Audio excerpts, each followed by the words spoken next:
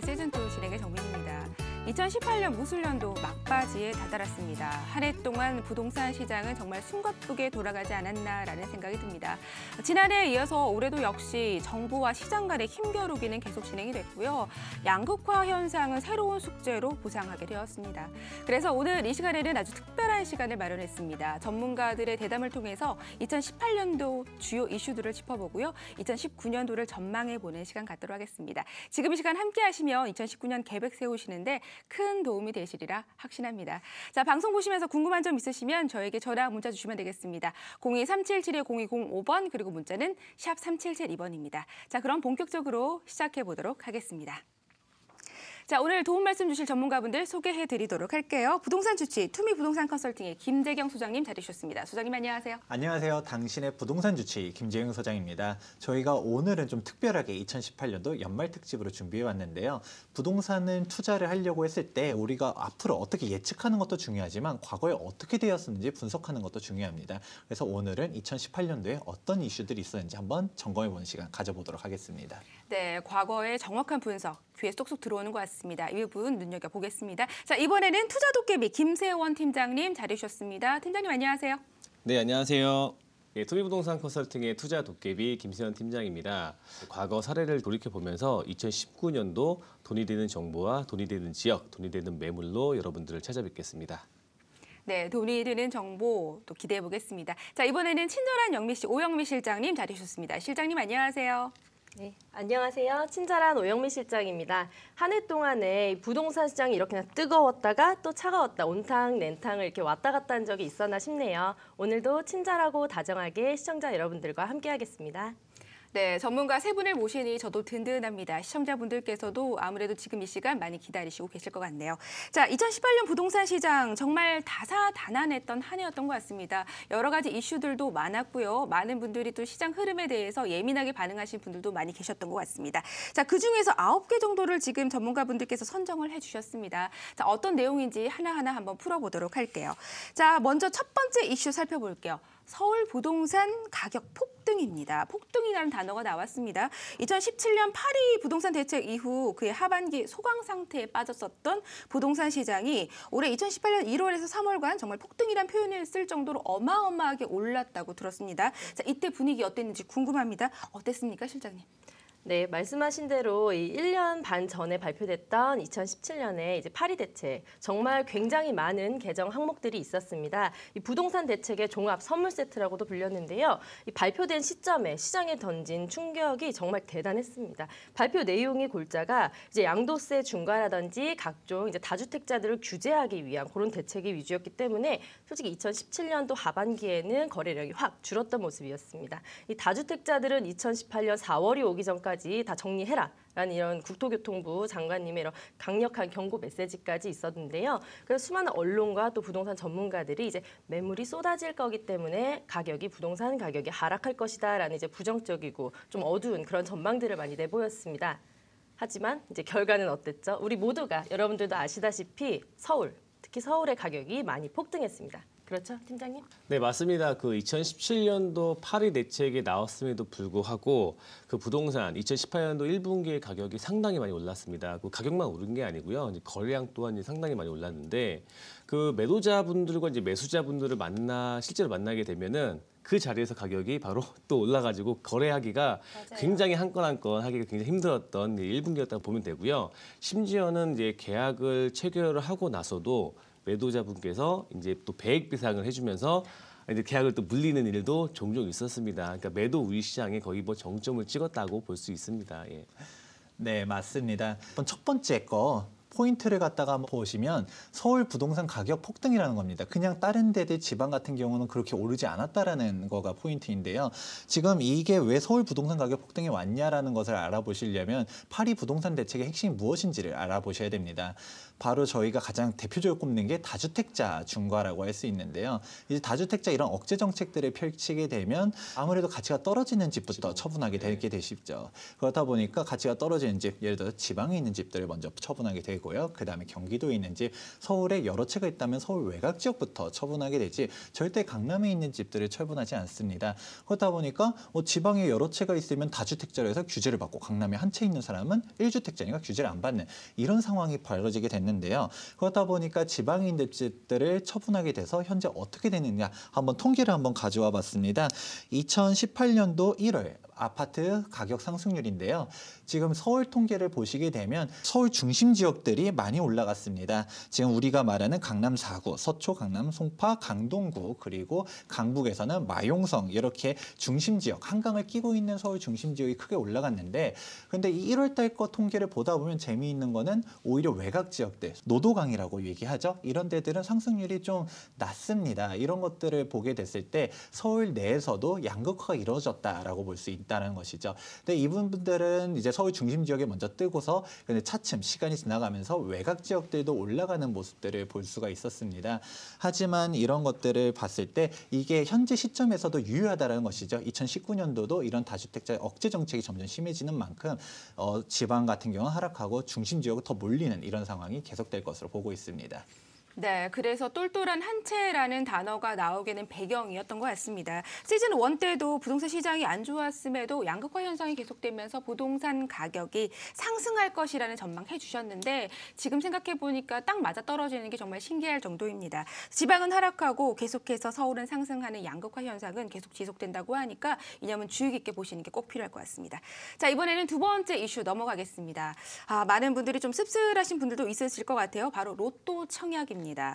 분양가 상한제 그리고 당첨만 되면 수억 원을 벌 수 있다라는 로또 청약. 올해 계속 나왔던 이슈이기도 하죠. 어떻게 보십니까, 실장님? 네, 우리 MC님 말씀하신 대로 올 3월에 진짜 핫하게 이제 달궜던 단어가 있습니다. 바로 로또 청약 맞는데요.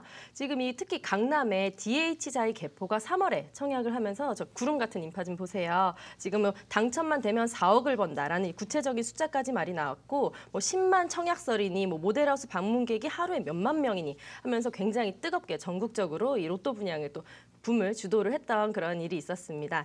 대한민국 국민이라면 둘 중에 한 명은 가지고 있다는 이 주택 청약 통장. 솔직히 저도 가지고 있는데요. 저도 역시나 이제 서울에 직장이 있는 신혼부부입니다. 그래서 청약에 관심이 아주 많습니다. 아파트 한 채 갖고 싶기 때문에. 하지만 이 서울은 100% 가점제로 이제 당첨이 진행이 되다 보니까 저처럼 젊은 20, 30대가 청약 통장을 사용을 해서 당첨이 되는 건 정말 어려운 일이죠. 왜냐하면 그 당첨 조건이라든지 이제 가점의 기준이 무주택 기간 그리고 이제 청약 통장 가입 기간 그리고 부양하고 있는 가족 수 정말 조건이 많은데요. 이제 젊은 세대들은 이제 40, 50대 기성세대분들한테 점수적으로 많이 밀릴 수밖에 없는 그런 상황입니다. 맞습니다. 네네. 그래서 제가 이제 화면을 하나 또 준비를 했습니다. 시청자 여러분들께 보여드리려고요. 왜 로또인지 또 말씀을 드릴게요. 자, 2018년도 서울의 최고 경쟁률을 기록한 이 아파트들의 탑 10입니다. 지금 자료를 참고 삼아 보시면 보세요. 첫 번째, 지금 900대 1입니다. 이 서울 도심지에 입지 좋은 곳들은 지금 경쟁률이 진심으로 대단합니다. 100대 1은 뭐 명함도 못 내밀고요. 제가 만약에 당첨이 되고 싶다 하면 저보다 점수가 낮으신 분들이 900명이 있어야 되는데 제가 점수가 24점이거든요. 이거 어떻게 뭐 바라볼 수도 없는 그런 경쟁률이기 때문에 저는 솔직히 지금 이 로또 청약은 저한테서는 이제 언감생심이라서 포기를 했고요. 저는 그래서 좀 더 돌아가더라도 지금 재개발 사업이 진행된 이 초기 사업 단계에 빌라 집을 좀 매수를 해서 좀 느리지만 그래도 인서울 이제 아파트 그거를 이제 당첨받기 위해서 좀 기다리고 있는 그런 상황입니다. 네, 이제 사실 좀 씁쓸한 부분이죠. 이제 로또 청약이 나온 거라는 것 자체가 사실 정부가 시장을 좀 왜곡했기 때문에 나오는 건데요. 많은 사람들이 분양가 상한제가 나왔기 때문에 좀 그런 줄 알고 있는데 이제 민간 택지 같은 경우는 분양가 상한제가 지금 적용되지가 않았었습니다. 분양가 상한제가 아니라 허그에서 우회적으로 분양가를 규제하고 있는 상태이거든요.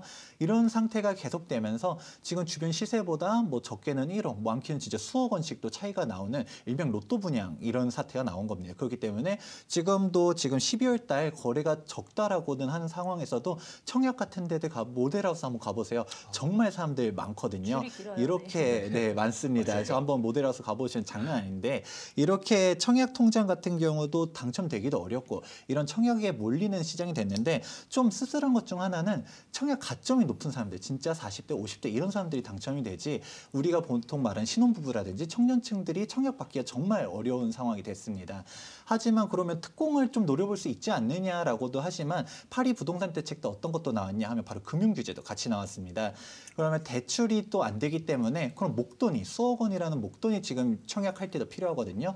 하지만 우리 청년들이 그런 목돈을 마련하기 좀 어렵죠. 네, 그렇다 보니까 결국은 이런 특공도 금수저 특공이다. 부모가 이런 돈이 대줄 수 있는 상황들만 받을 수 있는 거 아니냐라는 안타까운 현실입니다. 네, 2030 세대는 조금 어려울기로 또 청약, 대출 규제와 함께 나왔습니다. 그래서 정작 내 집 마련이 필요한 서민들에게는 정말 꿈이 될 수밖에 없는 상황이었습니다. 그래서 좀 많은 분들이 좀 씁쓸해하시는 분들도 많았죠. 자, 이번에는 4월로 한번 가보겠습니다. 4월에는 파리 부동산 대책이 본격적으로 시행된 달인데요. 이제 주요 이슈를 좀 살펴보자면 준공공 임대사업자 중심의 개정이 좀 본격 진행이 됐습니다. 그리고 다주택자 양도소득세 중과 시행, 그리고 장기 보유 특별공제 삭제도 이때부터 시작이 됐습니다. 언론에서는 다주택자들이 4월이 되기 전에 집을 팔 것이다라고 예상을 했지만 오히려 김재경 소장님이 말씀해 주신 것처럼 상승하게 되었습니다. 자, 재건축 초과이익 환수제 위헌 소송 기각도 4월이었습니다. 이 당시 굉장히 큰 이슈였는데 이 부분 팀장님 어떻게 보시는지 한번 여쭤볼게요. 2017년도 파리 대책 본격적으로 시행됐던 달이 바로 이제 4월 달인데요. 그 첫 번째 이제 준공공 임대사업자가 이제 본격적으로 이제 시행이 됐습니다. 이제 그 말인즉슨 3월까지 임대사업자로 등록을 신청해야지만이 이제 혜택을 주겠다는 내용입니다. 상대적으로 단기 임대 혜택을 줄이기 때문에 3월까지 거의 뭐 집을 갖고 있으신 분들이라면은 많은 분들이 주택임대사업자를 신청을 많이 했습니다. 그 말인즉슨 이제 주택임대사업자 등록했던 그런 물건에 대해서는 이제 앞으로는 거래가 되지 않는 그러한 실정입니다. 짧게는 4년에서 길게는 8년 동안에 그 매물 잠김 현상이 일어나게 되는 거고요. 그로 인해 가지고 매물 풍기 현상으로 번지면서 추후 부동산 가격도 상승되는 요인이라고 볼 수 있습니다. 그 두 번째 이제 다주택자 양도소득세가 이제 중과가 이제 시행이 됐었는데요. 이것 또한 소장님께서 말씀하셨다시피 이제 지방에 있는 주택을 먼저 팔고 서울에 또또로 한 채를 가져가는 양극화가 심해진다라는 어떤 그런 내용입니다. 근데 가장 주목을 해야 되는 거는 제가 이제 보기에는 재건축 초과이익 환수제 위헌 소송이 기각했다는 겁니다. 이런 법안 때문에 지금 투자의 패러다임이 많이 바뀌었습니다. 보통 투자를 하게 되면은 이제 재건축 투자를 먼저들 생각을 하고 계시는데요.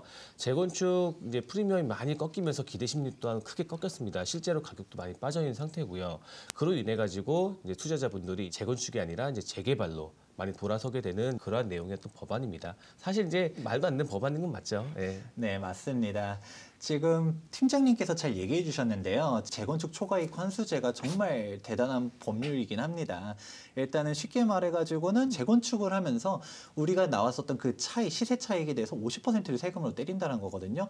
근데 이 기준 시점이 조합 설립일도 아니고 추진위원회 설립일부터 하기 때문에 정말 어마어마합니다. 더군다나 지금 이것뿐만 아니라 재건축 초과이익 환수제로 세금 내고 그다음에 나중에 팔게 되면 양도세는 양도세로 또 내는 이 이중과세 우려가 정말 나왔기 때문에 위헌 소송까지 갔지만 지금 기각이 된 상태인데요. 이거에 따라 이제 재건축 같은 경우는 정말 실망 매물도 많이 나오고 가격이 좀 출렁거리는 상황이었습니다. 근데 재건축은 재건축 초과이익 환수제도 엄청 크지만 이거 말고도 규제가 정말 많은데요. 가장 대표적인 것 중 하나가 바로 전매 제한입니다. 지금 재건축 같은 경우는 조합 설립되자마자 등기 시까지 전매도 안 되다 보니까 뭐 이러한 리스크들 그리고 이런 규제들 다 받고서도 좀 사업성이 잘 안 나오는 것이죠. 그렇다 보니 이번에 4월 달에 위헌 소송이 난 이후로는 추가적으로 재건축 조합 설립된 데가 몇 군데나 있나 한번 생각해 보면 좀 많지 않다라는 것을 좀 알 수 있을 겁니다. 그렇기 때문에 재건축이 억제되면 서울에 신규 아파트가 공급된다고 했을 때 빈택지가 없는 서울에서는 재개발 아니면 재건축밖에 없거든요. 이런 상황에서 재건축이 크게 위축되다 보니까 재개발 부동산 가격이 크게 올라가는 그런 상황이 되었습니다. 네, 재건축에 대한 규제가 심해지면서 재개발이 오히려 각광받게 됐다는 이야기 정리 잘 해주셨습니다. 자, 이번에는 7월로 한번 가볼까요? 7월은 용산과 여의도 개발 해프닝입니다. 자, 기억이 납니다. 당시 방원순 서울시장님께서 여의도 용산 마스터 플랜 발표로 부동산 시장이 들썩였었던 기억이 나는데요. 어땠나요, 이때? 네, 정확히 기억을 하고 계시는데요. 이번 여름 굉장히 덥죠. 지금은 추워서 잘 감이 안 오겠지만 뭐 아스팔트가 녹을 정도로 굉장히 폭염이었는데 거기다 이제 박원순 서울시장님의 이 발언으로 용산과 여의도 부동산 투자에 불을 질렀습니다. 이 박원순 시장님이 이제 개발에 대한 언급은 잘 안 하시거든요. 그런데 좀 희한하게 또 어디 공식 석상에서 용산 마스터 플랜 이 개발을 좀 선명을 하셨습니다. 이제 빵 떠서 정말 한 달 새 2억 정도는 가격이 그냥 오르더라고요. 이제 당시에 상반기에 굉장히 뜨거웠던 이 날뛰는 부동산 가격을 좀 정부가 잡으려는 스탠스를 취할 때 이 박원순 서울시장의 발언으로 인해서 거의 뭐 고삐 풀린 망아지처럼 용산과 여의도의 부동산 가격이 굉장히 많이 무지막지하게 오르니까 오히려 또 국토교통부 장관님이랑 대립하는 모습을 보이면서 서울시장님이 한 발 물러나서 발언을 유보했던 해프닝이 바로 7월에 있었습니다. 그 여의도와 용산뿐만 아니라 그 여의도 옆에 뭐 신길이라든지 뭐 목동까지도 아파트뿐만 아니라 모든 주택에 대해서 가격이 진짜 엄청 많이 이제 올랐었는데요. 근데 이걸 가지고 이제 좀 유보가 이제 되면서 이제 가격만 올려놨다라는 말이 있을 정도로 지금 그런 해프닝이 있었습니다. 그리고 이제 용산 같은 경우는 그 문재인 대통령의 어떤 공약이기도 합니다. 용산 민족공원이라든지 뭐 재개발이라든지 기타 여러 가지 다양한 개발들이 혼재되어 있는 용산 같은 경우는 박원순 서울시장님이 아니라 원래부터의 개발 계획이기 때문에 지금 진행이 잘 되고 있습니다. 한마디로 여의도만 가격을 조금 올려놨다라고 볼 수 있습니다, 지금. 가격만 올려놓은 거죠? 네. 결국은 가격만 좀 오르게 됐다라는 이야기 해주셨습니다. 계획이 보류되면서 일종의 해프닝으로 끝은 났네요. 부동산 시장의 가격은 조금 더 상승하게 되었습니다. 자, 이번에는 9월로 가보겠습니다. 9월은 역시나 대표적인 거 계속해서 언급되는 내용이 있죠. 바로 9.13 부동산 대책입니다. 자, 팀장님께 여쭤볼게요. 9.13 부동산 대책 어떤 내용인지 좀 설명해 주시죠. 네, 그 이번 2018년도 9월 13일 날 9.13 부동산 대책이 발표가 됐는데요. 그 아직까지도 9.13에 대한 영향을 받고는 있습니다. 그 여러 가지 부동산에 대한 다양한 변화가 이제 일어났지만 가장 중요한 거는 지금 대출 규제입니다. 그 정부에서 지금 투자자들의 어떤 대출 규제를 하면서 그 투기 지역이나 투기 과열 지구, 조정 대상 지역 내에 유주택을 소유하고 계시는 분들은 대출이 원천적으로 이제 봉쇄가 됩니다. 그렇기 때문에 이제 원래 투자를 하려면은 자기 자본에다가 이제 대출을 해서 금융자본을 더해가지고 투자를 하기 마련인데 그러한 금융자본을 막다 보니까 이제 투자 심리가 얼어붙은 건 좀 사실입니다. 하지만 이제 이것도 양극화가 쭉 이어지는 내용인데요. 지방에 있는 집비라든지 이제 부동산을 처분을 하면서 그 자금을 가지고 또 서울에 또 투자를 하는 이제 그러한 현상이 또 발생이 되고 있고 기타 뭐 대출이 안 되면은요. 다른 또 대출을 또 어떻게 또 구하시더라고요. 뭐 그렇게 해서 다들 또 투자를 하시고 그렇게 되는 거고요. 그다음 종부세 인상이 하나 뜰 수가 있는데요. 그 정부에서 다주택을 소유하고 계시는 분들에 대한 세율을 인상을 이번에 했습니다. 그래서 이제 다주택자 분들을 세율적으로 세금적으로 또 압박하는 그러한 9.13 대책이라고 볼 수 있습니다. 예. 네, 김세원 팀장님께서 핵심을 잘 짚어주셨는데요. 지금 9.13 대책의 가장 중요한 부분 두 가지를 꼽는다라고 하면 바로 종부세와 그리고 대출 규제입니다. 근데 이제 대출 규제 같은 경우는 실질적으로는 사실 크게 영향이 없다라고들 얘기하는 게 중론입니다. 일단 파리 부동산 대책에서 워낙 세게 나오다 보니까 지금 서울 같은 데는 대출을 받으려고 해도 40% 정도밖에 안 되고요. 기존에 대출이 있었다라고 하면 30% 정도밖에 안 나옵니다. 우리가 부동산 투자를 할 때 대출 30% 받아가지고 투자를 할까요? 그건 현금으로 나머지 70% 납부하고 아닙니다. 우리가 아파트를 투자하려고 할 때는 전세가율이 아무리 요즘 낮아졌다라고 해도 60에서 70% 정도 되는데 전세를 끼고 갭 투자를 하게 되는 것이죠. 더군다나 전세는 이자도 안 나가니까 훨씬 더 이득이 나지 않습니까? 그렇게 해서 갭 투자를 하다 보니까 오히려 대출 규제를 이렇게 한다 해도 부동산 투자자들한테는 실질적인 영향은 크지 않다라는 게 일단 첫 번째고요. 하지만 여기 즉 재건축 시장 같은 경우는 좀 영향이 갔습니다. 예를 들어 재건축 같은 경우는 뭐 대표적으로 재건축하면 떠오르는 데가 어딜까요? 뭐 압구정 현대아파트, 음마 맞습니다. 네. 이렇게 있는데 이런 압구정 현대아파트 전세 가격이 혹시 얼마인지 아시는지 모르겠네요. 30평대 전세 가격이 한 6억 정도 선밖에 안 싸죠, 됩니다. 저렴하죠, 그렇죠. 지금. 이제 한 40년 차 되고 그러다 보니까 네. 하지만 매매 가격이 30억에 육박하는 그러니까 그렇게 나머지 차액의 그 20억 가까이 되는 그 돈들 돈들을 거의 다 현금으로 있어야지만 살 수 있습니다. 그렇다 보니까 이런 대출이 억제되다 보니까 재건축 같은 경우는 좀 아무래도 좀 더 위축되는 그런 상태가 나온 거죠. 지금 대출 규제가 임대사업자 대출도 이제 막는 등 좀 우회적인 부분들도 막다 보니까 이런 부분에 대한 억제가 좀 컸고요. 그리고 종부세 강화가 이제 마지막으로 꺼내긴 했지만 대체적인 평들은 파리 부동산 대책보다 좀 약하다라는 게 중론입니다. 네, 정리를 좀 해보자면 9.13 부동산 대책 핵심 바로 대출 규제와 종부세 인상이죠. 하지만 대출 규제는 결국 투자자들이 갭 투자를 하다 보니 크게 영향을 받지 않고 이 재건축 같은 이제 금액 차이가 좀 많이 나는 부분에 있어서는 좀 타격을 받았다라고 말씀 주셨습니다. 자, 그럼 이번에는 10월에서 12월로 한번 넘어가 보겠습니다. 주요 키워드가 바로 부동산 거래량 감소인데요. 앞서 소장님께서 이런 말씀을 하셨습니다. 9.13 부동산 대책이 파리 부동산 대책보다 약하다라고 말씀 주셨고 요즘 언론에서 10월에서 12월까지 부동산 거래량 감소가 주요 포인트라고 짚어주셨는데 자, 이 부분은 어떻게 보시나요? 네. 바로 저희가 파리 부동산 대책 때보다 좀 9.13 부동산 대책이 약하다라고 했지만 요즘 뭐 거래량이 크게 줄었다라는 언론들의 방송 많이 보셨을 겁니다. 하지만 오히려 좀 유의미하게 봐야 되는 게 거래량이 감소되는 게 부동산 가격이 꼭 하락으로 연결될 수 있는가라고 하면 좀 다를 수 있다는 것입니다.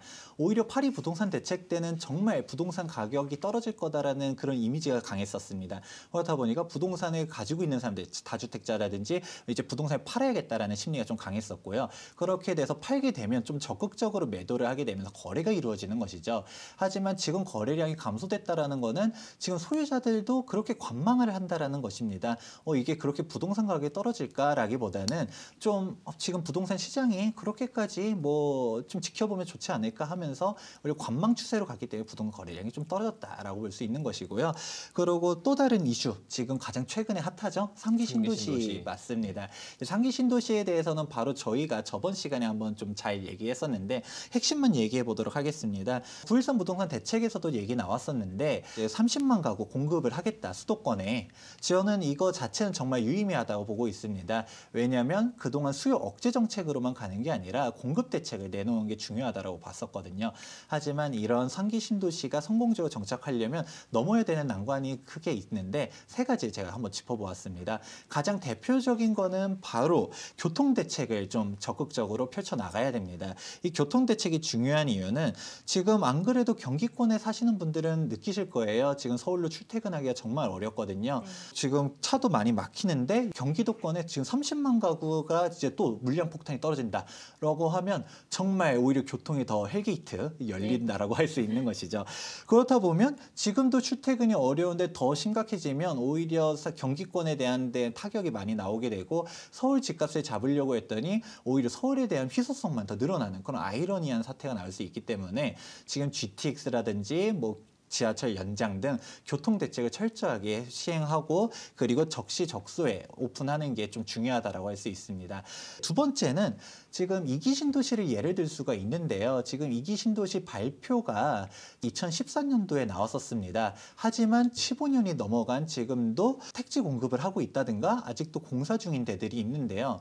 이 말은 뭐냐? 3기 신도시를 발표를 했지만 지금 3기 신도시 입주를 한 5년 정도로 보고 있거든요. 근데 5년도 길다라고 생각하시는 분도 있을 것 같습니다. 하지만 5년 내라도 입주하면 다행인 거지 이렇게 2기 신도시처럼 벌써 15년, 10년 이렇게 지나고서 입주하게 된다면 실질적인 영향이 잘 안 갈 수밖에 없기 때문에 3기 신도시도 빠른 입주가 좀 중요하다라고 할 수 있습니다. 그럼 마지막 세 번째는 무엇이냐라고 하면 바로 주민들의 반대를 좀 극복해 나가는 게 필요합니다. 서울에도 지금 택지가 좀 있긴 한데 여기 특히 구도심 같은 경우는 주민들의 반발을 좀 극복하는 게 필요하고요. 지금 3기 신도시를 진행하에 있어서도 3기 신도시 주변 도시라든지 특히 2기 신도시 주민들의 반발이 좀 심하기 때문에 이런 부분들을 어떻게 잘 해결하고 적재적소에 입주를 하는가가 이제 3기 신도시의 승패를 가릴 거라고 보고 있습니다.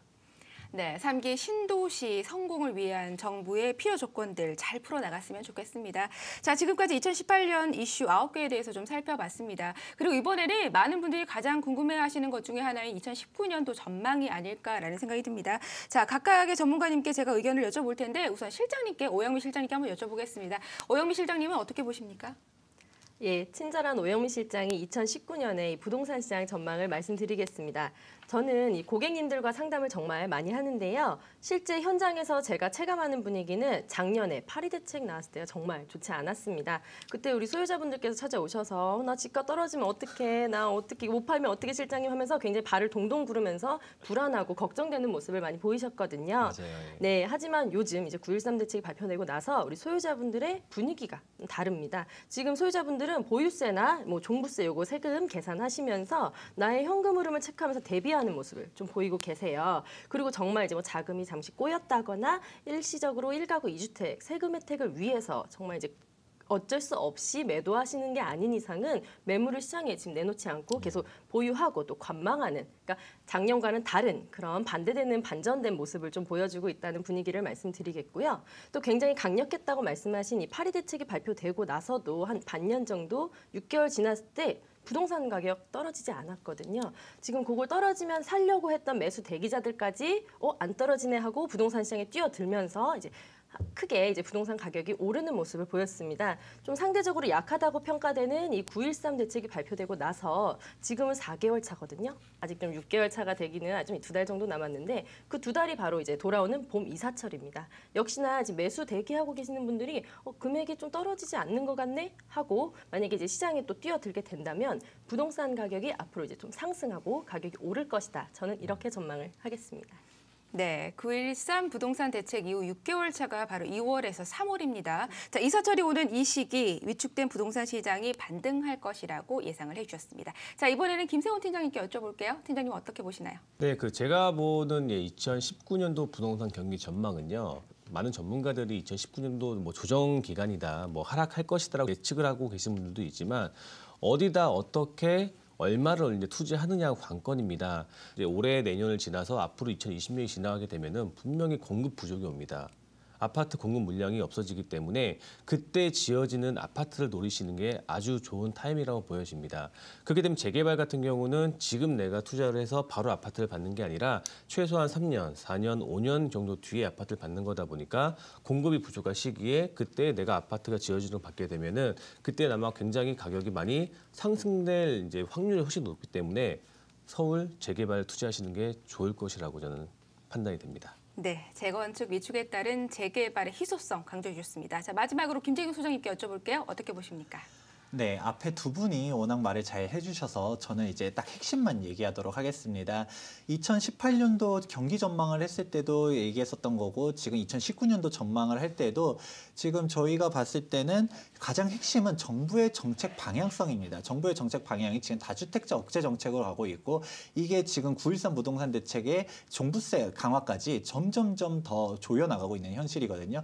이렇게 되면 결국 가치가 떨어지는 부동산, 즉 지방을 팔게 되는 거고 지금 경기도 같은 경우도 지금 올라가는 지역이 있는가 하면 떨어지는 지역이 있을 정도로 명암이 극명하게 갈립니다. 즉 그러면 소위 말하는 똘똘한 한 채 쪽으로 가게 되면 서울, 거기도 서울 중심 지역으로 몰리게 되고요. 부동산 가격이 좀 안 좋다라고 전망할수록 핵심 입지로 들어가야 되는 게 지금 현재 방향입니다.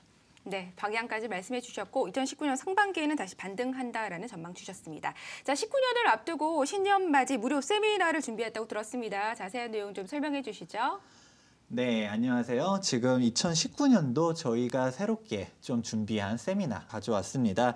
2019년도 1월 15일에 오후 6시에 준비를 했으니까 세미나에 관심 있으신 분들은 찾아와 주시기 바랍니다. 네, 세미나 참여하시면 좋겠습니다. 참여 방법 안내드릴게요. 02-377-0205번 그리고 문자는 샵 3772번입니다. 궁금한 점도 문의 주시면 될 것 같습니다. 자, 2018년 주요 부동산 이슈 그리고 내년 전망까지 살펴봤습니다. 세 분의 전문가분들에게 감사의 말씀을 전하겠습니다. 고맙습니다.